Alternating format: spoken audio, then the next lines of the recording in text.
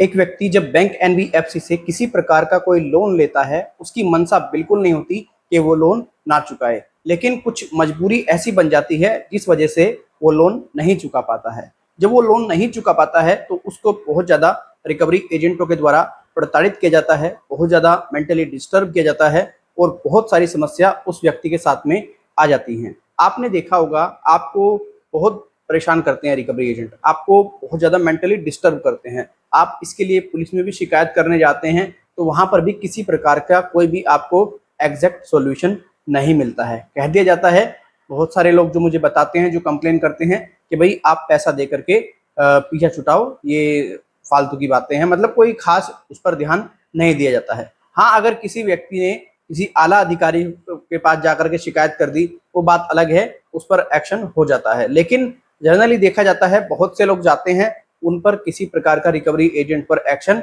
नहीं लिया जाता है। आजकल रिकवरी एजेंटों ने लोन रिकवर करने के लिए एक बहुत आसान तरीका अपनाया है। वो तरीका क्या है?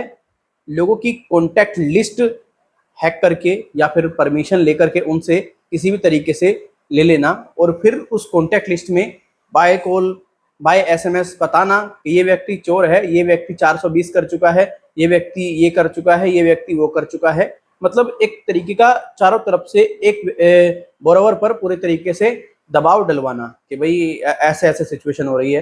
यार एक बात बताओ ना, अगर रिकवरी एजेंट इस वीडियो को देख रहे हैं, देखो, दबाव डलवाने से क्या उस व्यक्ति के पास में पैसा आ जाएगा? हाँ, पहले तो आप लोग उसको फाइनेंशियली चेकआउट करते नहीं है कि भाई आने वाले वक्त में इसकी सिचुएशन ये है और फिर आगे क्या हो सकती है। इस चीज को वेरीफाई करके भी तो आप लोन दे सकते हो, लेकिन नहीं, आपको पता है कि भाई लोन बांटना है बस, और लोन बांट दो, कैसे भी बांटो, रिकवर तो हम कर ही लेंगे। डरा करके, धमका करके, गालियां दे करके, ये चीजें गलत हैं। अगर आप इस चीजों को करेंगे तो बहुत ज्यादा दिक्कत परेशानी आपको आएगी आने वाले वक्त में।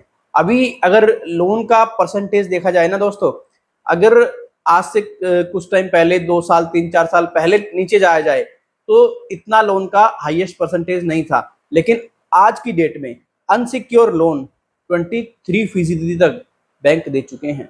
और अनसिक्योर लोन पता है कैसे लोन होते हैं? जिसमें किसी प्रकार की कोई भी गारंटी वगैरह नहीं ली जाती, एक रिस्क पर लोन दे दिया जाता है। व्यक्ति का सिविल वगैरह चेकआउट किया, देखा और उसको लोन दे दिया। और भविष्य में अगर वो लोन डिफॉल्ट होते हैं तो बैंक कोई ज्यादा कुछ कर नहीं सकता रिकवरी करने के लिए, क्योंकि जब एक व्यक्ति के ऊपर फाइनेंशियल प्रॉब्लम आ गई है, वो कहां से ला करके देगा?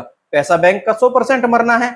और आपको क्या लगता है कि बैंक का पैसा मरेगा? बिल्कुल बैंक का पैसा नहीं मरेगा, पैसा मरेगा आम जनता का, पैसा का लॉस होगा आम जनता को। आरबीआई का क्या है? रिजर्व बैंक ऑफ इंडिया ने तो कह रखा है कि भैया 5 लाख रुपए तक की गारंटी हम लेते हैं, उससे ऊपर का अगर आपका अमाउंट है तो वो, अगर बैंक कल को डूब जाता है, कल को भाग जाता है, तो उसकी गारंटी हमारी नहीं है।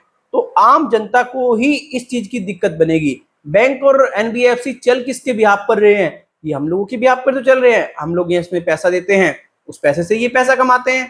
तो आप एक बात ध्यान रख लीजिएगा, देखिए, अगर कोई बैंक डूबता है ना, बैंक डूबता है एनपीए होने से। एनपीए क्या होता है? एनपीए होता है नॉन परफॉर्मिंग एसेट्स, ऐसा पैसा जिसको बैंक और एनबीएफसी से कोई बेनिफिट नहीं मिल रहा है, जो बैंक और एनबीएफसी को कोई लाभ नहीं दे रहा है। अब वो पूरे तरीके से हो जाता है मामला एनपीए में। तो जब एनपीए बढ़ता चला जाता है एक बैंक का, जैसे किसी का 10% हो गया, 11% हुआ, मैंने तो यहाँ तक देखा है जो लक्ष्मी विलास कोई बैंक था, उसका 25% तक का एनपीए जा चुका था, बैंक डूब चुका था। काफी लोगों के पैसे उसमें मतलब खत्म ही हो गए। जिसके ज्यादा 5 लाख रुपए तक का जो अमाउंट था वो तो ठीक था, लेकिन जो ज्यादा अमाउंट था उसका पूरे तरीके से समाप्त हो गया। फिर उन्हें बहुत सारी दिक्कत परेशानी क्रिएट हुई। आप में से बहुत सारे व्यक्ति बैंक में पैसा रखते हैं, आपको लगता है कि आपका पैसा सिक्योर है, लेकिन अब आपको बैंक में पैसा रखने से पहले इन चीजों का भी ध्यान देना होगा कि एक बैंक का एनपीए कितना है, एनपीए रेशो कहाँ जा रहा है किसी बैंक का, इस चीज पर भी आप ध्यान दीजिए, अन्यथा आपका पैसा डूब जाएगा। जैसी हरकतें बैंक की हैं, और इसको लेकर के भी आरबीआई पूरे तरीके से काम कर रहा है, आरबीआई सजग है। अभी रिसेंटली मेरी बात आरबीआई के एक किसी आला अधिकारी से हुई थी, तो उन्होंने बताया कि यार ये बहुत ज्यादा दिक्कत बन रही है, बहुत सारी समस्या ये क्रिएट हो रही है और इस पर हम काम भी कर रहे हैं। इसके लिए कोई गाइडलाइन भी लेकर के आएंगे, क्योंकि बैंकों के द्वारा, एनबीएफसी के द्वारा डिजिटली तरीके से बहुत ज्यादा लोन दिए जा रहे हैं और इन लोन को रोकना बहुत ज्यादा जरूरी है, क्योंकि जैसे जैसे लोन ज्यादा होते जाएंगे फिर उसके बाद में दिक्कत परेशानी भी आती जाएंगी और आनी है, ऑब्वियस सी बात है, आनी है। दोस्तों, अगर आप किसी भी बैंक, एनबीएफसी से किसी प्रकार का कोई भी लोन लेते हैं, आप बिल्कुल भी डिफॉल्ट ना करें। अगर आप डिफॉल्ट करने की स्थिति में आ चुके हैं तो आप बैंक और एनबीएफसी को ऐसी सजा दिला सकते हैं, ऐसी सजा दिला सकते हैं, बैंक और एनबीएफसी जिंदगी भर याद रखेंगे। क्योंकि देखिए, आज की डेट में जो इनका कारनामा है ना, वो कुछ इस स्तर का है, एक व्यक्ति चाहे तो इनको अच्छे तरीके से सबक सिखा सकता है। इनको सबक सिखा आप किन पॉइंट्स पर सकते हैं? देखिए, पहली बात तो ये आईटी एक्ट्स के थ्रू काफी ज्यादा जुर्म करते हैं, काफी ज्यादा गलत करते हैं। कानूनी अपराध है किसी व्यक्ति की कॉन्टैक्ट लिस्ट को पूरे तरीके से हैक करके और फिर उनको मैसेज भेजना और उनको पूरे तरीके से डराना, धमकाना और उनके मोबाइल फोन में जो फोटोज होते हैं उनको मॉर्फ भी कर रहे हैं कुछ एनबीएफसी वाले, तो ये भी पूरे तरीके से कानूनन जुर्म है। तो इसी को लेकर के आप शिकायत जरूर करें। जब तक आप शिकायत नहीं करेंगे तब तक कुछ नहीं होगा। और शिकायत ऐसी नहीं करनी है आपको कि आपने शिकायत कर दी और फिर आप शिकायत करने के बाद में चुप बैठ जाएं। आपको शिकायत का ब्यौरा लेना पड़ेगा टाइम टू टाइम, ठीक है? अगर आपकी शिकायत का निचले स्तर पर कोई कार्रवाई नहीं हो रही है आपकी शिकायत करने पर, तो आप अपर लेवल पर जाइए। अपर लेवल पे नहीं हो पा रही, फिर उससे अपर लेवल पे जाइए। मतलब एक स्टेप बाय स्टेप चढ़िए, आप ऐसे पीछे मत हटिए। क्योंकि देखिए, आज की डेट में लोगों का भविष्य ना ये लोग बर्बाद कर रहे हैं। आप लोगों के फ्यूचर को ये पूरे तरीके से मतलब खराब कर देंगे। इन्होंने एक फंडा और अपना रखा है आज की डेट में, किसी व्यक्ति को कोई प्रोडक्ट चाहिए तो भाई तुम ईएमआई पे ले लो, नो कॉस्ट ईएमआई। कहने को कह देते हैं नो कॉस्ट ईएमआई, लेकिन जब आप देखोगे ना भैया 190 रुपए उसका चार्ज लग गया, इतना प्रोसेसिंग का चार्ज लग गया, तो भैया वो काय का नो कॉस्ट ईएमआई हो गया।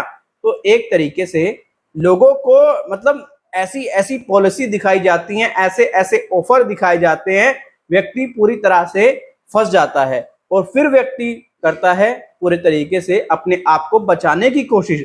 और बचाने की कोशिश करने के लिए व्यक्ति क्या करता है? यूट्यूब पर जाता है, एक्स पर जाता है, एक्स पर जाकर के अपनी क्वेरीज लिखता है। एक्स मानो जो आज से पहले ट्विटर था, कुछ टाइम पहले वो एक्स हो चुका है, वहां पर अपनी प्रॉब्लम को लिखता है। बहुत सारे ऐसे व्यक्ति मिलते हैं जो उनको जानकारी तो एक्चुअल में सही तरीके से नहीं देते, लेकिन उनको लूटने का काम बहुत करते हैं। आजकल एक ट्रेंड और चल रहा है, मैं आपको बताता हूँ क्या ट्रेंड चला रखा है कुछ लोगों ने।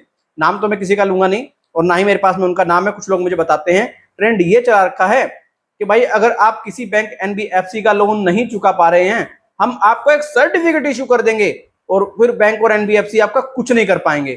भाई यार, हलवा समझ रखा है क्या? कुछ भी जो आते हो कुछ भी भोग करके चले जाते हो, कैसे नहीं कर पाएंगे भाई ये बताओ? आप कौन है सर्टिफिकेट इशू करने वाले, बताओ मुझे।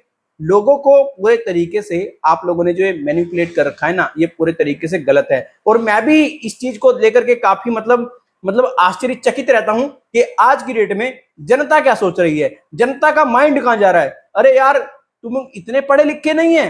अब मानो मैं कह दूं मैं कोई सर्टिफिकेट इशू कर रहा हूं, भाई मैं कौन होता हूं सर्टिफिकेट इशू करने वाले? मैं कोई गवर्नमेंट हूं क्या? मैं गवर्नमेंट ऑफ इंडिया हूं? तो ये सब चीजें है ना, तो थोड़ा सा इन चीजों को भी आप ध्यान रखिए। अगर आप खुद प्रताड़ित है ना, आप लड़ना सीखिए, आप फाइट करना सीखिए। आप पूरी तरह से डरे घबराए ना। सबसे पहले अपना आप डर दूर कीजिए। जब तक आप अपना डर दूर नहीं करेंगे ना, तब तक आप ऐसे ही, बैंक हो चाहे एनबीएफसी हो, कोई भी हो, आपको ऐसे ही प्रताड़ित करते रहेंगे। अब एक और चाल है रिकवरी एजेंट्स की। चाल क्या है? बंदों के घर पे जाते हैं, घर पे जाकर के पूरे तरीके से उनसे बातचीत करते हैं और फिर थोड़े से आए, चोट मार ली या कुछ भी मार ली, फिर बताते हैं हमें तो कस्टमर ने पीट दिया। अरे भाई, जब तुम गाली दे रहोगे तो कस्टमर तो पीटेगा ही। और एक मजे की बात और है, फिर ये इकट्ठे होकर के पुलिस पर दबाव बना करके कंप्लेंट तक दर्ज करा देते हैं। तो जनता का ये इस तरीके से आज की डेट में काट रहे हैं। अगर कोई भी रिकवरी एजेंट आपके घर पे आ जाए, आप सबसे पहले उसकी वीडियो जरूर बना करके रखें अपने मोबाइल फोन में, क्योंकि ये आपकी सुरक्षा है। अगर आप वीडियोस वगैरह बना करके नहीं रखेंगे ना दोस्त, तो 100% ये रिकवरी एजेंट लोन ना चुकाने वालों को पुलिस से उठवा देंगे। और कैसे उठवा देंगे आपको मैंने बता ही दिया। कोई कुछ कहेगा कि हमें कस्टमर ने मार दिया, कोई पीट दिया, कोई कुछ बताएगा, कोई कुछ बताएगा। तो अपनी सुरक्षा अपने हाथ है।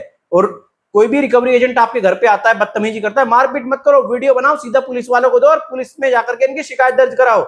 और वीडियो देख करके पुलिस कैसे शिकायत ना दर्ज करे मुझे बताओ। फिर एक एविडेंस के आधार पे आप बात करेंगे ना तो बहुत कुछ हो सकता है। लेकिन अगर आप कोई एविडेंस नहीं देंगे और आप कहेंगे कि मेरे साथ में ये हो गया, तो एक आम जनता के लिए तो ये पॉसिबल नहीं है कि वो कंप्लेंट करा सके। एक आम आदमी के लिए पॉसिबल नहीं है ये कंप्लेंट करा सके। तो मैं इस वीडियो में यही बताना चाहूंगा आपको, रिकवरी एजेंटों ने एक ऐसी चाल चली है जिससे वो आपको पुलिस से उठवा सकते हैं अगर आपने छोटी सी भी गलती की। इसीलिए कोई भी रिकवरी एजेंट आपके घर पे आता है तो आपको पूरे तरीके से उसकी शिकायत करनी चाहिए। और जब आप उसकी शिकायत करेंगे, प्रॉपर वीडियोस वगैरह बना करके रखेंगे, तो आपको दिक्कत परेशानी 1% भी नहीं होगी।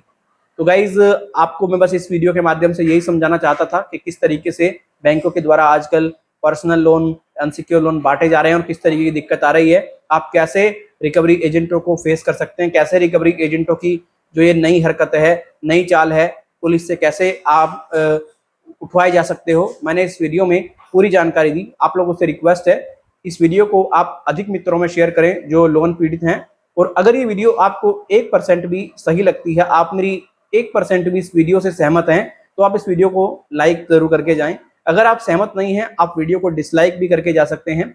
कोई सुझाव देना चाहते हैं तो ईमेल के जरिए, कमेंट के जरिए, एक्स के जरिए, इंस्टाग्राम के जरिए आप लोग हम तक पहुंचा सकते हैं। सभी के लिंक वीडियो के डिस्क्रिप्शन बॉक्स में हमने दिए हैं। आप में से बहुत से ऐसे व्यक्ति होंगे जो हमसे ऑन कॉल बात करना चाहते हैं, तो उनके लिए हमने एक पेड सर्विस शुरू की है। उस पेड सर्विस का जो आप उपयोग कैसे कर सकते हैं, देखिए इसके लिए आपको हमें अपनी प्रॉपर डिटेल्स देनी होंगी, जैसे अपना नाम, अपना मोबाइल नंबर, प्लस आपका जो करंट इशू है वो आप हमारी जो ईमेल आईडी है जो वीडियो के डिस्क्रिप्शन बॉक्स में है इस पर सेंड कर दें। ठीक है। अब आप में से बहुत सारे ऐसे व्यक्ति होंगे जो ईमेल नहीं करना जानते, उनको ईमेल पता नहीं कैसे करना है, तो उनके लिए हमने एक दूसरा ऑप्शन दिया है, वो हमें व्हाट्सएप कर सकते हैं।